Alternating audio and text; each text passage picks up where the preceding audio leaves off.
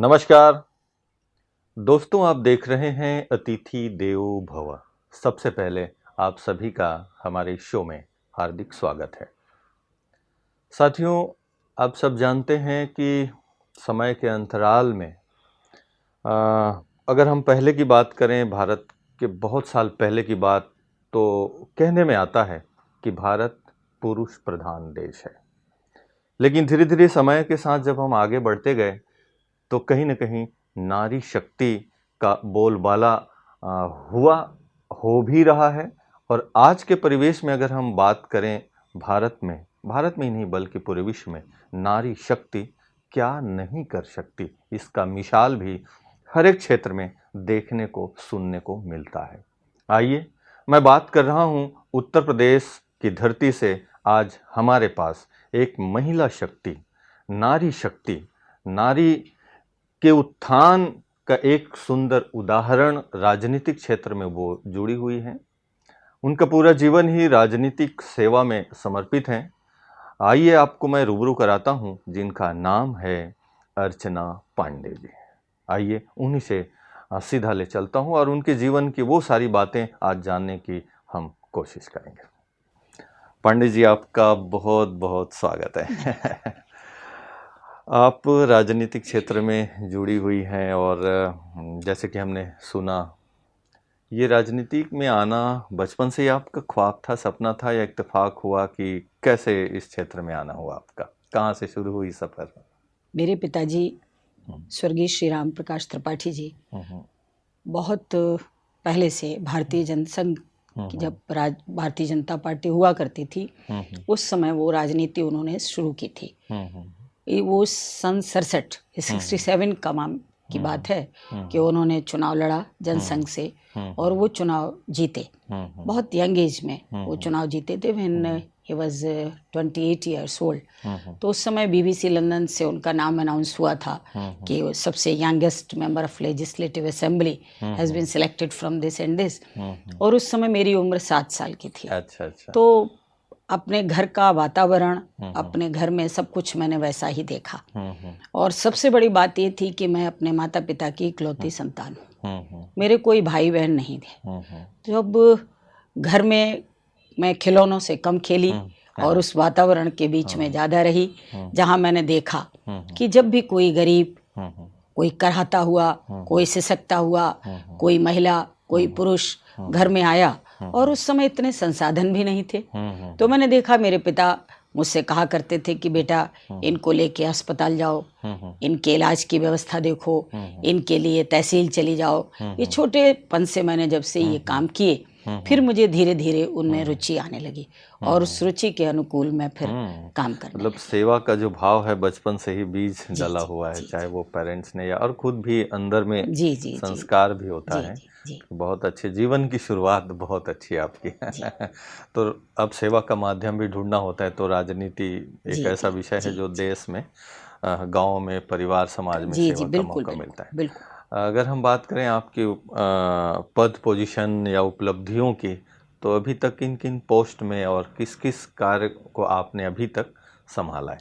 देखिए, मैंने मेरी प्राथमिक शिक्षा और स्कूलिंग सब छिबरा मऊ में हुई, जो जनपद कन्नौज, पहले फर्रुखाबाद हुआ करता था, बाद में फिर ये एक छोटा सा जनपद तैयार हुआ और उस जनपद में छिबरा मऊ तहसील पड़ती है। तो मेरी स्कूलिंग, मेरी कॉलेजिंग वहीं से हुई। उसके बाद आपने नाम सुना होगा प्रयागराज विश्वविद्यालय, इलाहाबाद यूनिवर्सिटी। तो मेरे पिता उस समय इमरजेंसी में जेल में थे और उन्होंने, चूंकि वो अंग्रेजी के प्रवक्ता थे इंटर कॉलेज में, उनका ये मानना था कि मेरी बेटी भी अंग्रेजी में एमए करे, और मैं जहाँ से थी वहाँ अंग्रेजी विषय में बीए और एमए नहीं था। तो मुझे इलाहाबाद विश्वविद्यालय में आपातकालीन स्थिति लगी होने के कारण, मेरे पिताजी जेल में थे, उन्होंने जेल से ही मेरा एडमिशन वहाँ कराया इलाहाबाद विश्वविद्यालय में। और मुझे याद आता है कि मेरे पिता ने शायद वहाँ से पत्रों के माध्यम से ही मेरा एडमिशन कराया था, और उन्होंने मुझे कहा भी था कि तुम वहाँ ज़्यादा राजनीति में नहीं पढ़ना, केवल पढ़ने पर ध्यान देना। लेकिन जैसा कि आपको बताया, मेरे मन में हमेशा से था कि एक और इसके साथ एक विषय जोड़ना चाहूँगी।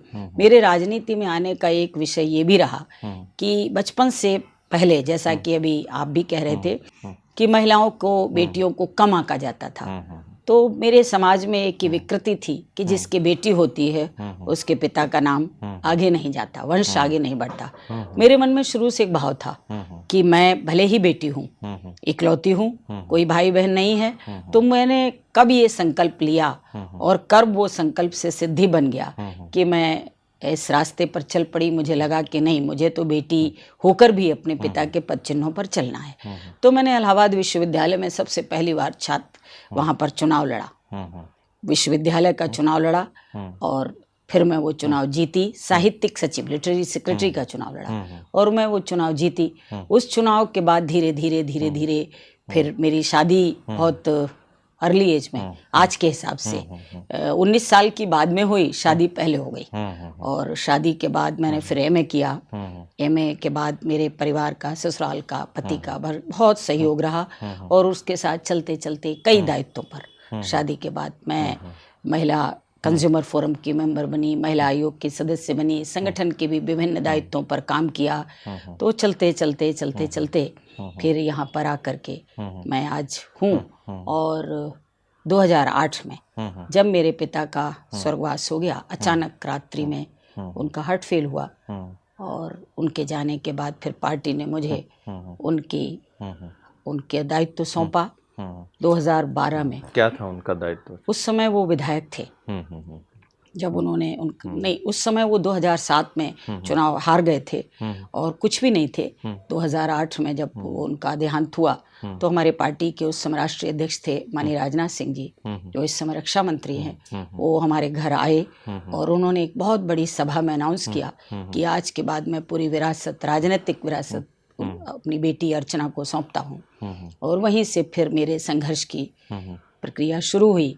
2008 से लेके 12 तक मैंने संघर्ष किया। 12 में पार्टी ने मुझे टिकट दिया और मैं चुनाव लूज कर गई कुछ वोटों से, लेकिन मैंने हार नहीं मानी। जिस दिन मेरा चुनाव डिक्लेयर हुआ हार, उसके 4 घंटे बाद ही मैंने फिर गाड़ी पर बैठी और फिर अपना काम शुरू कर दिया।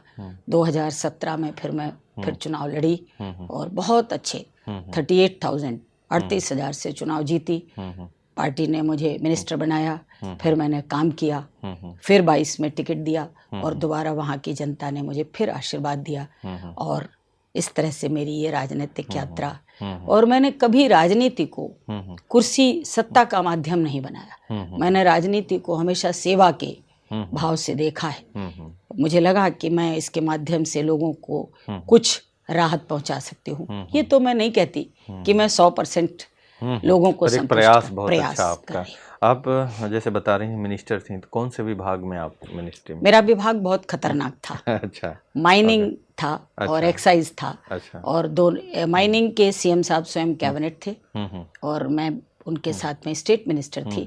तो उसके माध्यम से बहुत सेवा का माध्यम वो नहीं था, वो तो एक विभाग था और उसमें मैंने दायित्व का खनन वगैरह हिंदी में बोलते हैं शायद। उत्तर प्रदेश में वैसे माइनिंग वाला जो डिपार्ट बहुत बड़ा स्पेशल डिपार्ट है। चलो, फिर भी आपने एक सेवा का भाव रखते हुए बहुत अच्छा आपने संभाला है। वर्तमान समय आप अभी विधायक हैं? जी। कहाँ से? वही कन्नौज जनपद में एक विधानसभा छिबरामऊ, उसी से, जिससे मेरे पिताजी 5 बार रहे और 2 बार मैं। कौन से पार्टी से? मैं भारतीय जनता पार्टी से। बहुत सुंदर। तो पांडे जी, आपकी जो अनुभव, बातें सुन के, और आपकी जो दिल की बात है कि कैसे राजनीति को सेवा का माध्यम बना करके आप अलग अलग तरीके से सेवाओं में लगी हुई हैं, क्या कहता है आपका अनुभव कि आजकल जो परिवेश है, राजनीति एक ऐसा विषय है एक्चुअल में, अगर इसकी बात करें पुरानी जो पद्धति रही, इतिहास रहे, तो राजनीति रियल में सेवा का एक माध्यम तो है। देश में, समाज में, हर जगह पर हम एक अच्छा काम कर सकते हैं, उसका बढ़िया प्लेटफॉर्म है। हम ये नहीं कह सकते कि सभी लोग ऐसे होंगे, पर कुछ लोग राजनीति में एक स्वार्थ एंट्री कर गया है, जिसके वजह से राजनीति शब्द भी बदनाम हो गया है थोड़ा सा। और आप जैसे लोग जिन्होंने राजनीति की जो शक्ति है उसको संभाले हुए हैं, उन लोगों को आप क्या कहना चाहेंगे जो थोड़ा सा स्वार्थ के बस राजनीति को, शब्द को ही खराब करते हैं? देखिए, जहाँ तक मेरा मानना है, आपके सामने कोई भी काम हो, काम के प्रति आपकी नियत और आपकी नीतियाँ ये निर्धारित करती हैं कि आप उस काम को किस दृष्टि से देखते हैं। चूंकि आपको मैंने बताया, मैंने मेरे राजनीतिक गुरु, मेरे जीवन के गुरु, मेरे मार्गदर्शक मेरे पिता रहे। तो मैंने अपने पिता से सुना कि राजनीति कुछ भी नहीं है, राजनीति हाथों की कठपुतली है, जैसे हाथों में पहुंचती है। राम के हाथ में गई तो भक्ति बन गई, भक्ति बन गई, बहुत बढ़िया। योगीराज कृष्ण के हाथ में गई तो युक्ति बन गई। वाह वाह। और भारतीय जनता पार्टी के नेताओं में, जिसमें हमारे संस्थापक रहे पंडित दीनदयाल उपाध्याय, जो इनका मानना था कि समाज की अंतिम पंक्ति में खड़े हुए व्यक्ति तक हमारे भारत की जो सुविधाएं, उनके मूलभूत अधिकार, इनकी चीजें पहुंचे, तो ऐसे हाथों में गई तो विरक्ति बन गई। विरक्ति बन गई, वाह तो क्या बात है। ये मेरा मानना है। और जहाँ तक मुझे लगता है, एक मेरे जैसी महिला के लिए या किसी भी महिला के लिए राजनीति में काम करने के लिए उसके परिवार का सहयोग बहुत आवश्यक है। जैसे कि आप समझते हैं, पुरुष राजनीति में काम करें और वो घर से बाहर एक मीटिंग के लिए जाते हैं, घर में लौट कर आते हैं तो पूछा जाता है तो कहते काम से गए थे, बता सकते हैं। लेकिन एक महिला जब घर से निकलती है तो उसको बेसिकली उसके पति, उसके पुत्र, उसके सास, उसके ससुर, सबका संबल चाहिए होता है, और उस संबल के साथ ही वो महिला काम कर सकती है। सही बात, तभी वो बहुत कुछ अच्छा कर सकते हैं और कॉन्फिडेंस, और उसके लिए बूस्टिंग भी चाहिए होती है। सही बात। मुझे आज भी याद है कि जब मैं अपनी ससुराल में थी और मैंने अपना पहला उद्बोधन दिया था, और मेरे फादर इन लॉ, मेरे ससुर को पता लगा था जिस दिन कि आज मेरी बहू ने एक मंच पर भाषण दिया, तो उनके वो शब्द थे, वो आज भी मुझे प्रेरणा देते हैं। उन्होंने कहा कि काश तुमने मुझे भी बताया होता तो मैं सुनने चलता, लेकिन उस समय कोई ऐसा सिस्टम नहीं था। तो उन्होंने अखबार में जब पढ़ा कि आज अर्चना पांडे ने कुछ कहा है, तो उस अखबार को देख कर ही उन्होंने जो मुझे शुभाशीष दिया, आज वो पुष्पित और पल्लवित है। वाह क्या बात है, बहुत सुंदर उदाहरण है।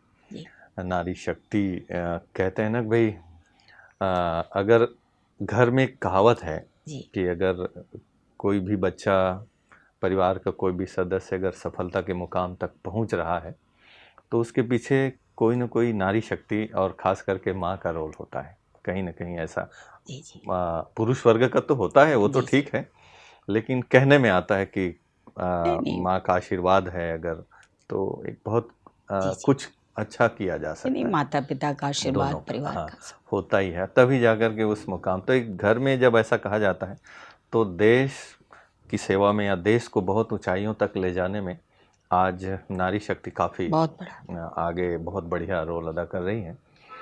ये अलग बात है कि कई विकृतियां तो समाज में, परिवार में, देश में हर जगह आ ही गया है, और उसको ठीक करना भी ज़रूरी है। आप अपने विचारों से, आप क्या, आपकी अपनी मान्यता है कि अभी अगर ये समस्याएं तो बहुत हैं, हर फील्ड में है, पर उन समस्याओं से ऊपर उठने के लिए या उनसे लड़ने के लिए, एक अच्छी राह दिखाने के लिए कहा जा सकता है, ज़रूरत, आप अपने अनुभव से क्या कहते हैं, क्या करना चाहिए, क्या ज़रूरी है उनके लिए जो उस समस्या से निजात पा सकें किसी भी फील्ड में? देखिए, अंत में जहाँ पर आकर जीवन का ठहराव होता है, वहाँ प्रत्येक व्यक्ति के मन में एक भाव आता है कि अब हमें अध्यात्म की तरफ चलना चाहिए। वाह क्या बात। अंतिम पड़ाव किसी भी क्षेत्र में आप काम करें, लेकिन मुझे लगता है कि अंतिम पड़ाव पर व्यक्ति के मन को शांति, व्यक्ति के मन को विश्राम केवल अध्यात्म के माध्यम से मिलता है। सही बात। अब अध्यात्म में अपनी अपनी रुचि के हिसाब से लोग तय करते हैं कि किसको किस क्षेत्र में कहाँ अनुभूति किस चीज की हो रही है, और वो उस अनुभूति के माध्यम से अपने आप को उस दिशा में ले जाता है। आपने हर बातों का सार है, या हर समस्याओं का जो समाधान है, बिना आध्यात्मिकता के नहीं, वो पॉसिबिलिटीज नहीं है। आप सही बात। ज्ञान होना चाहिए, और सार्थक ज्ञान होना चाहिए। कई बार ज्ञान के नाम पर हम अपने मस्तिष्क में कुछ ऐसा भर लेते हैं जिसकी कोई आवश्यकता नहीं। सही बात। ज्ञान का मतलब एक क्या कहना चाहिए, प्रैक्टिकल व्यावहारिक ज्ञान, कि हम सुबह से शाम तक पूजा नहीं कर सकते हैं, हम सुबह से शाम तक पूजा सही नहीं बात। कर सकते हैं, लेकिन जितनी कर सकते हैं उस पूजा में हम क्या, हमें अनुभव करना चाहिए, अनुभव के साथ उसकी अनुभूति क्या होना चाहिए, फिर उसका प्रयास कैसा होना चाहिए। तो इन 3 चीजों पर हमें इसलिए लगता है महापुरुषों ने कर्म ही पूजा कह कर्म दिया ही है ना। पूजा कहा है। आप अच्छा कर्म करते रहो, समझ लो वही पूजा जी है जी ये। बिल्कुल बिल्कुल। हाँ, ये बहुत अच्छी बात आपने कही है और यही आपके अनुभव में झलक भी रहा है। जी जी। पांडे जी, आप ब्रह्मा कुमारी में हैं, आए हुए हैं हेडक्वार्टर में, कब से जुड़े हैं यहाँ पर?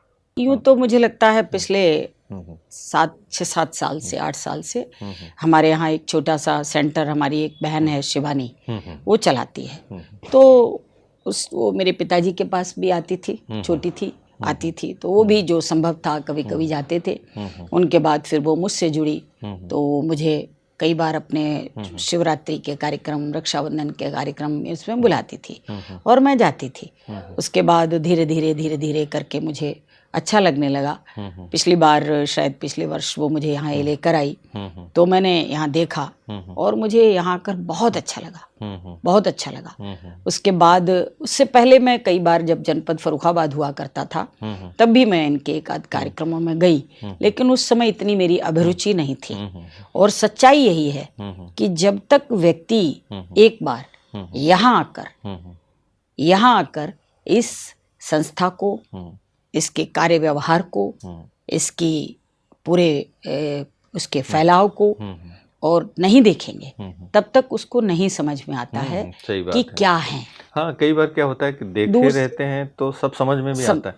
कई बार किसी ने कुछ कह दिया, उसने उसको कुछ कह दिया, फिर वो फिल्टर होते होते वो पूरा मन में जी जी, सुनी सुनाई बातें भी बहुत सारी। आजकल सोशल मीडिया है, हाँ, कुछ भी किसी भी के लिए कुछ भी कहते नहीं। हैं। और देखिए, कोई भी काम आप करें, नेगेटिव पॉजिटिव दोनों पक्ष होते हैं, लेकिन हमारी दृष्टि कैसी है, हमारी दृष्टि कैसी है और किस दृष्टि से हम किसको देखना चाहते हैं, तो वो समझ में आता है। और मैंने कहा भी है कि मुझे लगता है कि धरती पर अगर कहीं स्वर्ग देखना है तो ऐसे सफेद वस्त्रों में, यहाँ वस्त्र से संत नहीं जाना जा सकता है, यहाँ स्वभाव से संत की परिभाषा परिभाषित होती है। यहाँ स्वभाव से प्रत्येक व्यक्ति के चेहरे पर मुस्कान, व्यवहार में विनम्रता और उसके आचरण में शुद्धता, ये तीनों ही चीजें यहाँ ब्रह्मा कुमारी इसमें देखने को मिलती हैं।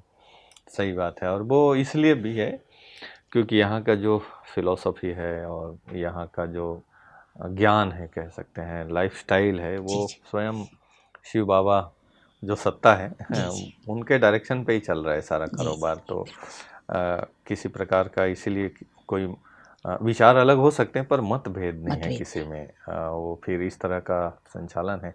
बहुत अच्छा अनुभव कर रहे हैं। यहाँ कहाँ कहाँ आप माउंट आबू में आप देखना घूमना हुआ है? पिछली बार आए थे तो ज्ञान सरोवर और वो 1-2 जगह पर जा पाए थे। थोड़ा समय का अभाव रहता है, एक दिन का ही समय दे पाती हूँ, तो ऊपर लेकर गई थी। तो बेटी वो शिवानी अब इस बार भी कह रही है। तो बाकी जितना पढ़ा है, जितना समझा है, उतने से मुझे लगता है कि खुली आंखों से ही चीज़ों को देख पा रहे हैं। सही बात। फिर अनुभव बढ़ता जाता है और फिर जीवन में वो उपयोगी भी होने लगता है। अभी आप ब्रह्मा कुमारी में बहुत सारे ऐसे एक्टिविटीज़ होते हैं, जैसे मेडिटेशन है, मुरली क्लासेस होती है, यहाँ अलग अलग विंग कॉन्फ्रेंस प्रोग्राम सब होते हैं। और वो आप सरकार बहुत सारे काम करते हैं, उसी तरह से ब्रह्मा कुमारी भी अपने तरीके से स्पिरिचुअलिटी को जोड़ते हुए काम कर रहे होते हैं। आपको क्या लगता है कि अगर स्पिरिचुअलिटी को लोगों तक पहुंचाना है तो कुछ ख्याल आ रहा होगा आपको, या कुछ संकल्प, कोई प्लानिंग? मुझे लगता है कि जिस तरह से संसाधन हम लोगों ने यहाँ जुटाए हैं, कई बार संस्था के संसाधनों से ही उसका फैलाव होता है। तो मुझे लगता है कि जो हमारी छोटी छोटी विंग्स चल रही हैं, उनके बारे में भी एक बार बैठकर विचार विमर्श होना चाहिए कि उनको कैसे हम एक्सपेंड करें। और जब उनका बहुत एक्सपेंशन होगा तो निश्चित रूप से जो इस संस्था का कार्य व्यवहार है, इस संस्था का जो सिद्धांत है, मोटिव है, वो लोगों तक और ज़्यादा पहुँचेगा। यद्यपि बहुत अच्छा विस्तार है, मैं ये नहीं कह रही हूँ, लेकिन निरंतर ये चीज़ लोगों तक और पहुँचे कि सबसे बड़ा जो यहाँ का मैं फील करती हूँ, अनुभव करती हूँ कि संकल्प से सिद्धि। जैसे मैं बहुत ज़्यादा तो नहीं सुन पाती हूँ, मैं भगवान शिव की भक्त हूँ और उन्हीं की पूजा करती हूँ, तो वो बात भी मुझे यहाँ से जोड़ती है, वो बाबा का नाम ही मुझे यहाँ से जोड़ता है। और तो मैं यहाँ पर ये महसूस करती हूँ कि यहाँ इस तरह से जो हमारे छोटे छोटे चल रहे हैं सेंटर्स, उनके बारे में हम लोग क्या कर सकते हैं और हमारे जैसे लोग क्या कर सकते हैं, ये भी एक बार इस चीज़ पर विचार होना चाहिए कि कैसे यहाँ पर इसको और बढ़ाएं और वहाँ उनके माध्यम से लोगों तक हम कैसे पहुँचें, दीन दुखियों की सेवा और ये सब हमें कैसे करने को मिले और उनमें हमारा भाव कैसे पहुँचे, इसका मुझे लगता है होना चाहिए। कई बार ग्रामीण अंचल में चला रही हैं बहनें, उन पर भी हम लोग बात करें तो ये और अच्छा होगा। पंडित जी, बहुत ही सुंदर परिचर्चा हो रही है, एक अच्छी भाव लेकर के हमारी ये जो चर्चा आगे बढ़ रही है। परंतु मेरे मन में व्यक्तिगत एक सवाल आता है। हम जब टेलीविज़न देखते हैं तो बहुत सारे डिबेट शोज़ होते हैं, तो उसमें देखने में आता है, मान लो जो सत्ता पक्ष है अगर वो अच्छा काम कर रहा है तो विपक्ष की एक जिम्मेदारी भी होती है, भाई अच्छा को अच्छा क्यों नहीं कहते, उसमें भी कहीं ना कहीं बुराई ढूंढने लगते हैं। और जो सत्ता पक्ष है वो कोशिश में ये रहता है कि किस तरह से हम जो विपक्ष के लोग हैं आगे अगर उनकी अच्छी डिमांड भी है, अच्छी कोई बात भी लग रही है तो एक्सेप्ट कर लिया जाए। ये दोनों तरफ से बातें। राजनीति अपने आप में एक साफ स्वच्छ राजनीति होनी चाहिए, पर अभी समय के अंतराल में कुछ विकृतियां भी, हालांकि सभी में ऐसा नहीं है, हर एक व्यक्ति ऐसे नहीं है वो, लेकिन कहते हैं ना पूरे एक तालाब में एक मछली, तो फिर वो वाली बात है। तो आपके हिसाब से जो रियल में जो सच्ची राजनीति है उसकी अगर हम परिभाषा करें और वो परिभाषा के आधार पर लोग राजनीति करें तो वो क्या होगा? कैसी राजनीति जो सब करनी चाहिए, उस तरह की राजनीति? देखिए, मेरा मानना है कि काम कोई भी हो, और जैसा मैंने पहले कहा कि उस काम को के एक्सेप्ट करने का तरीका होता है। तो मैंने राजनीति की परिभाषा जो अपने जीवन में समझी है वो ये है कि पॉलिटिक्स 3 प्रकार की होती है। पॉलिटिक्स फॉर फैशन और politics for profession and politics for mission. या कोई भी काम, तो वही दृष्टि होनी चाहिए। कई लोग होते हैं, मैं देख रही हूँ, जीवन भर आईएएस रहे, आईपीएस रहे, फिर बाद में उनको अंदर से जागृति हुई तो वो अब आ गए पॉलिटिक्स करने के लिए। तो दैट मीन्स कि इट्स ए फैशन। सेवा करने का तो आपको अवसर 60 इयर्स तक मिला है, आपने उस मंच के माध्यम से। मैं ऐसा नहीं कहती कि कोई सब कुछ ऐसा जैसा आपने कहा, लेकिन कुछ लोगों का मैं देखती हूँ, महिलाओं में भी देखती हूँ। Politics for fashion and politics for profession.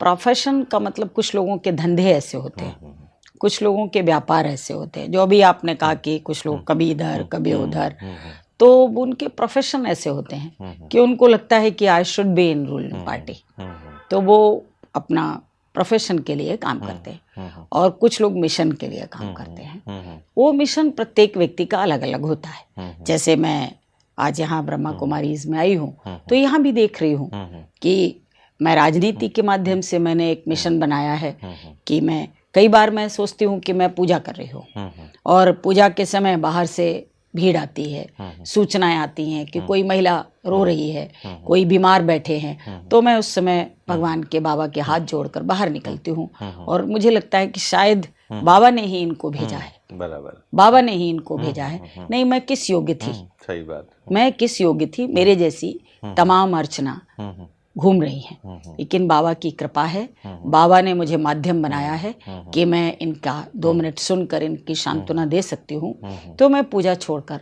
उनको सुनती हूँ। तो वो मुझे लगता है यही मेरे जीवन का मिशन है, वही पॉलिटिक्स का है कि इस 3 स्वरूप हैं और कौन किस स्वरूप से, किस माध्यम से राजनीति को परिभाषित करता है। तो डेफिनेशन अपनी अपनी अलग अलग है, चाहे वो किसी क्षेत्र में हो, और उस डेफिनेशन से जो लोग काम करते हैं वो मुझे लगता है वही सार्थक होता है। और सही बात है, और यही राजनीति है, सच्ची राजनीति। मतलब राजनीति मतलब समाज का, विश्व का, देश का कल्याण हो, कल्याण किसी भी तरह किसी से भी हो, माध्यम से, है ना, परिवार में। तो अभी ये अलग बात है कि स्व कल्याण पहले हो गए हैं, बाकी का बाद में देखा जाता है। लेकिन आप जैसे राजनीतिज्ञ जब सामने आएंगे तो एक बहुत सुंदर उदाहरण बच्चों को, युवाओं को जरूर मिलेगा, और हमें ये पूरी उम्मीद है कि परिवर्तन तो हो रहा है जी, और परिवर्तन निश्चित भी है, क्योंकि कहते हैं कि सच्चाइयों में तो ताकत होती है। बुराई भले थोड़ा दिखने में बड़ा दिखता है, बड़े ज़्यादा लोग होते हैं, ताकत नहीं होती उनमें। तो समय के साथ साथ अभी देखने में तो आ रहा है, भारत का जो गौरव है पूरे विश्व में बढ़ा है और बढ़ेगा ये, क्योंकि आप जैसे लोग एक अच्छे हर फील्ड में, केवल राजनीति नहीं बल्कि हर एक फील्ड में अभी सब लोग आगे आ रहे हैं, और भारत का नाम पूरे विश्व में बहुत सुंदर गौरव के साथ लिया जा रहा है। पहले जैसे भारत नहीं रहा है, ये हमें खुशी इस बात की।